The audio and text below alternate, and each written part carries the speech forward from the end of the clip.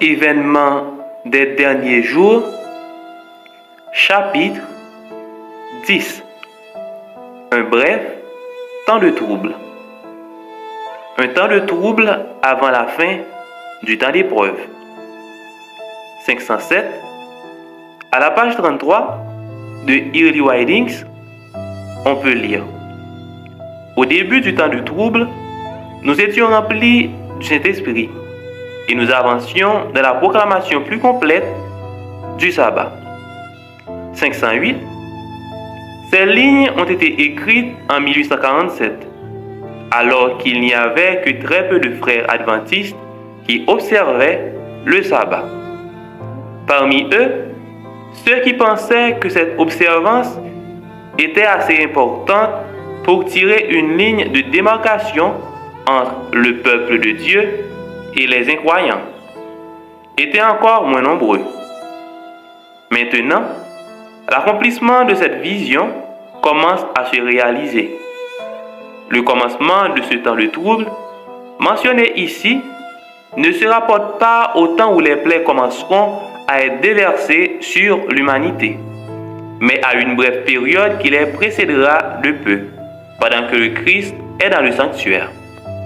À ce moment-là, tandis que l'œuvre du salut touche à sa fin, des troubles se feront sentir sur la terre et les nations seront irritées.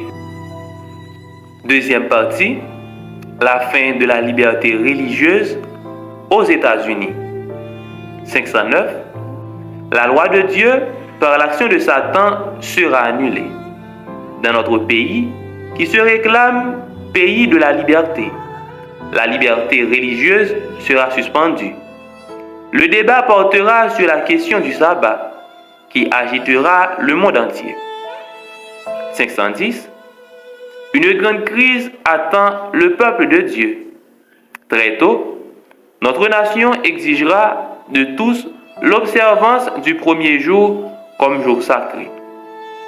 Ce faisant, les autorités n'auront aucun scrupule à contraindre les hommes à agir contrairement à leur conscience et à observer le jour que la nation déclare être le sabbat. 511. Les adventistes du 7e jour devront livrer le combat pour le sabbat du 7e jour. Les autorités des États-Unis ainsi que celles d'autres pays se dresseront dans leur orgueil et leur puissance et feront des lois pour restreindre la liberté religieuse. 512. Les protestants des États-Unis tendront les mains au-dessus du gouffre pour saisir la main du spiritisme. Ils tendront la main au-dessus de l'abîme pour saisir la main de la puissance romaine.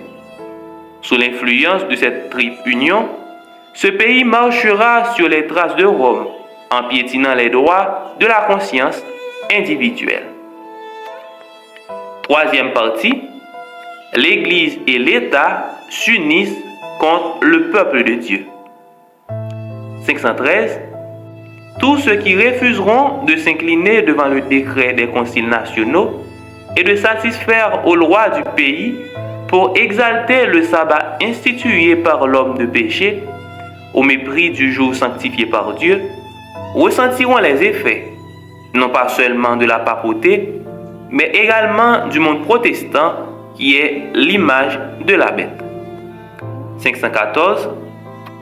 Ces organisations religieuses qui refusent d'entendre les messages d'avertissement de Dieu seront entraînées dans de grandes erreurs et s'uniront au pouvoir civil pour persécuter les saints.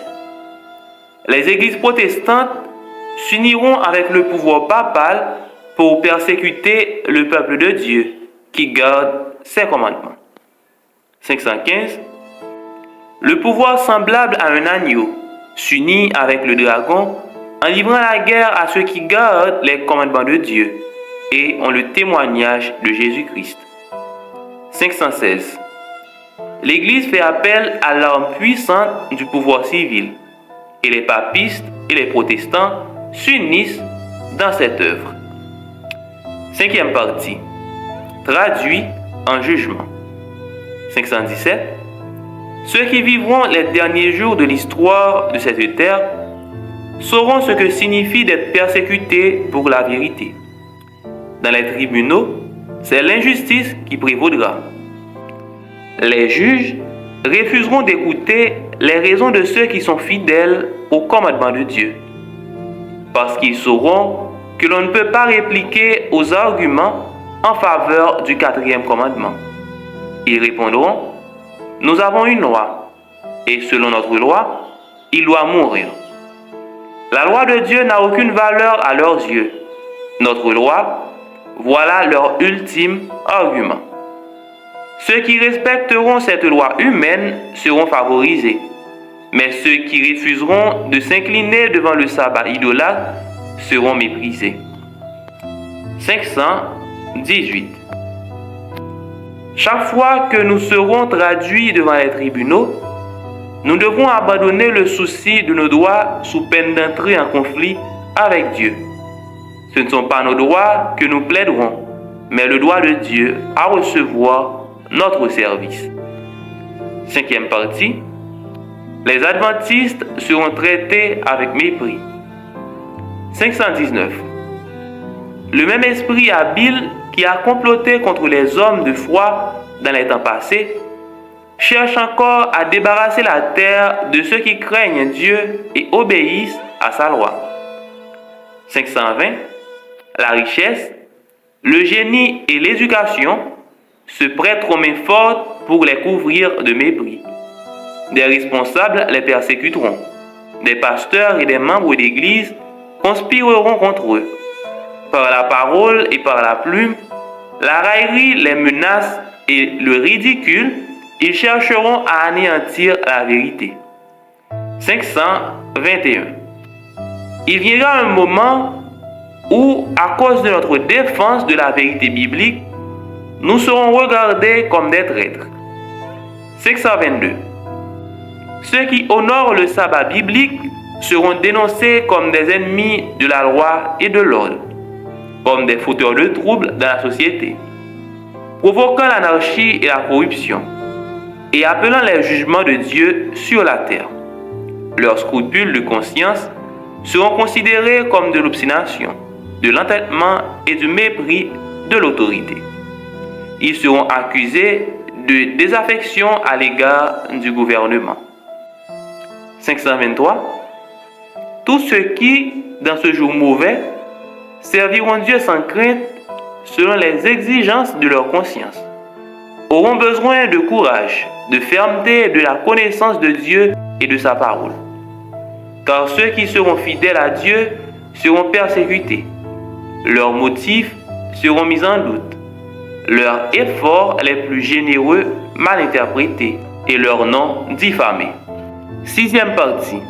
Des persécutions de toutes sortes. 524. Les persécutions du protestantisme par le catholicisme qui avait presque anéanti la religion de Jésus-Christ seront surpassées lorsque le protestantisme et le papisme s'uniront. 525.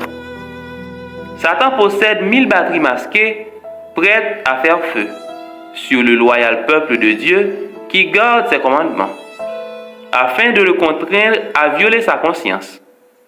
526. Nous ne devons nous étonner de rien de ce qui peut survenir maintenant. Ne soyons nullement surpris par les horreurs que nous voyons se développer. Les impies qui piétinent les commandements de Dieu sont animés du même esprit que ceux qui insultèrent et trahirent Jésus. Sans aucun scrupule de conscience, ils accompliront les œuvres de leur père, le diable. 527. Que ceux qui désirent être rafraîchis dans leur esprit et instruits dans la connaissance de la vérité étudient l'histoire de l'Église primitive, juste après la Pentecôte. Étudiez soigneusement dans le livre des Actes les expériences de Paul et des autres apôtres, car le peuple de Dieu passera de nos jours par des expériences semblables. Septième partie. Nous serons privés de toute aide terrestre. 528. Les richesses accumulées seront bientôt sans valeur, lorsque sortira le décret selon lequel nul ne pourra acheter ou vendre sans avoir la marque de la bête. Nombre de richesses deviendront inutiles. Dieu nous appelle maintenant à faire tout ce qui est en notre pouvoir pour adresser son avertissement au monde. 529. Les temps viennent où nous ne pourrons plus vendre à quelque prix que ce soit. Le décret interdisant aux hommes de vendre s'ils n'ont pas la marque de la bête va bientôt être promulgué. Ces choses, presque faites en Californie depuis peu de temps, mais il n'y faut voir encore que la menace du déchaînement des 4 vents. Pour l'instant, ils sont encore retenus par les 4 anges. Nous ne sommes pas encore prêts. Il y a encore un travail à accomplir. Puis l'ordre sera donné aux anges de lâcher les 4 vents pour qu'ils soufflent sur la terre. 530. Lors du dernier grand conflit, dans la controverse avec Satan, ceux qui sont fidèles à Dieu se verront privés de toute aide terrestre, parce qu'ils refusent de transgresser sa loi pour obéir aux puissances terrestres. On leur interdit d'acheter ou de vendre. 531. Satan dit, par crainte de manquer de nourriture et de vêtements, ils se joindront au monde pour transgresser la loi de Dieu. La terre entière sera sous sa domination. 8e partie. Certains seront emprisonnés pour leur foi. 532. Certains seront emprisonnés parce qu'ils refuseront de profaner le sabbat du Seigneur. 533. Les défenseurs de la vérité refusant de sanctifier le sabbat du dimanche. Certains d'entre eux seront jetés en prison, d'autres seront exilés, quelques-uns traités en esclaves. Pour la sagesse humaine, tout cela semble maintenant impossible. Mais, à mesure que l'Esprit de Dieu se retirera de l'homme, celui-ci passera sous le contrôle de Satan, qui est les préceptes divins. Nous assisterons à d'étranges changements. Le cœur peut être très cruel lorsque la crainte et l'amour de Dieu en sont retirés. 534. Si nous sommes appelés à souffrir pour le service du Christ, nous devons être prêts à aller en prison en lui faisant confiance comme un petit enfant fait confiance à ses parents. C'est maintenant le moment de cultiver notre foi en Dieu. 9e partie. Beaucoup seront mis à mort. 535. Le meilleur pour nous, c'est de nous rapprocher de Dieu.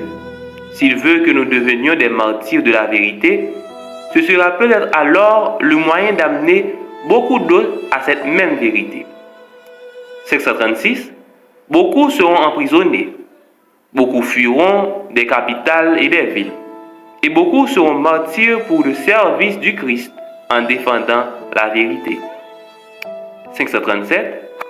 La perspective que nous avons, c'est celle de continuel combat, au cours duquel nous courons le risque de l'emprisonnement, de perdre nos biens et même la vie elle-même, pour défendre la loi de Dieu. 538. Les hommes seront tenus de se soumettre aux édits humains qui violeront la loi divine. Ceux qui seront fidèles à Dieu seront menacés, dénoncés, proscrits.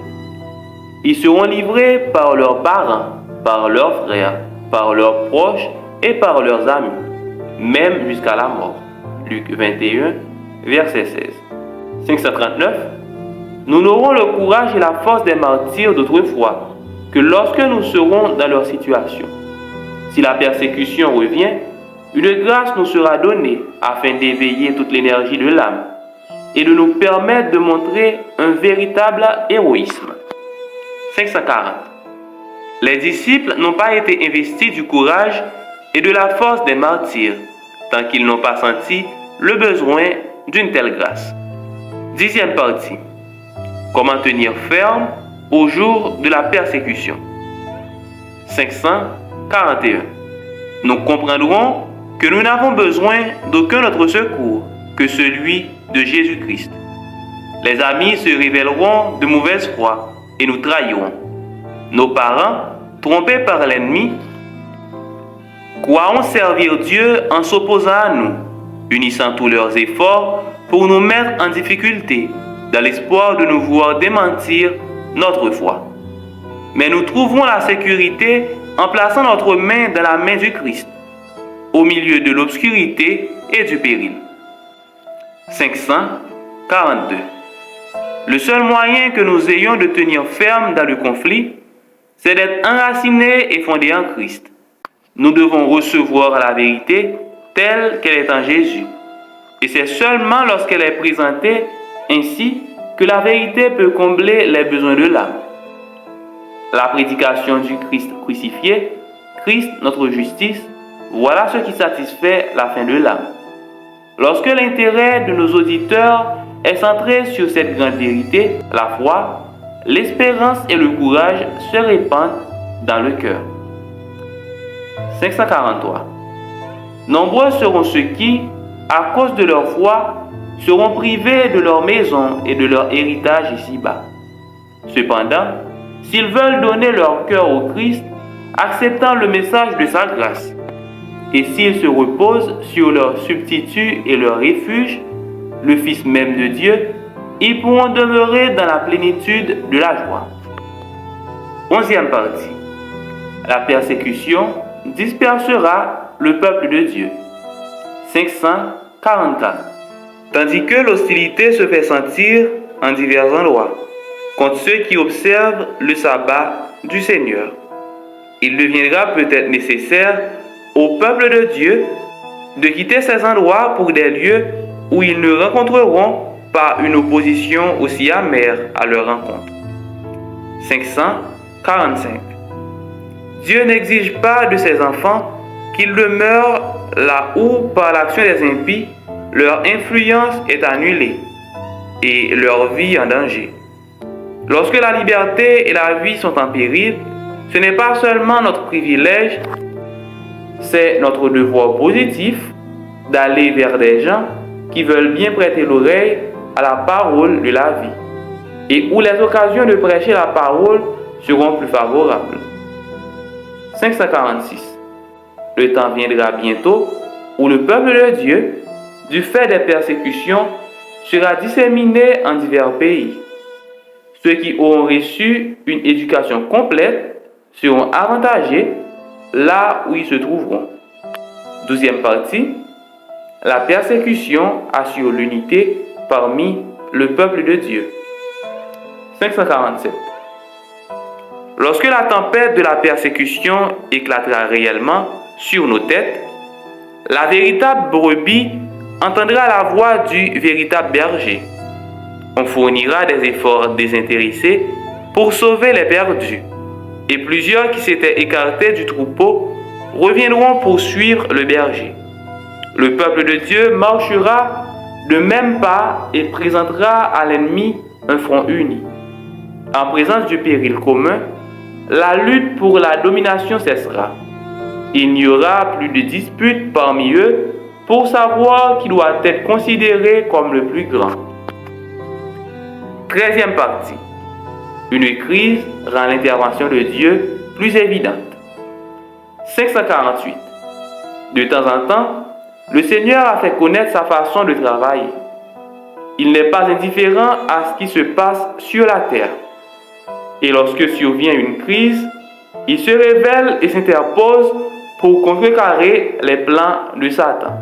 Il a souvent permis que les problèmes entre les nations, les familles et les individus parviennent à une crise de sorte que son intervention soit d'autant plus évidente. Alors, il a mis en évidence le fait qu'il y avait en Israël un Dieu qui soutient et venge son peuple. 549. Lorsque le mépris de la loi divine sera presque universel, lorsque son peuple sera plongé dans la plus grande affliction par les hommes, Dieu interviendra. Il répondra aux prières ferventes de son peuple, car il aime que son peuple le cherche de tout son cœur et dépend de lui comme de son libérateur. 550. Il sera permis aux oppresseurs de triompher pour un temps sur ceux qui connaissent les saints commandements de Dieu. Jusqu'à la fin, Dieu permettra à Satan de révéler son caractère de menteur, d'accusateur et de meurtrier. Ainsi, le triomphe final de son peuple est rendu plus évident, plus glorieux, plus total. 14e partie. L'affliction purifie le peuple de Dieu. 551. Bientôt le monde entier sera troublé. Tous les hommes auront l'occasion de chercher à connaître Dieu. Nous n'avons pas un instant à perdre. 552. L'amour de Dieu pour son Église est infini.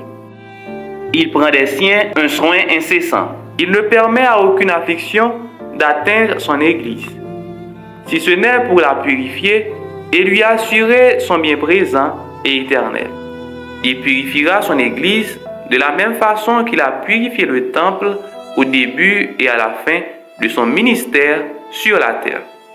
Les épreuves et les jugements qu'il réserve à son Église sont destinés à lui permettre d'acquérir une piété plus profonde et une plus grande force afin de faire connaître au monde entier le triomphe de la croix.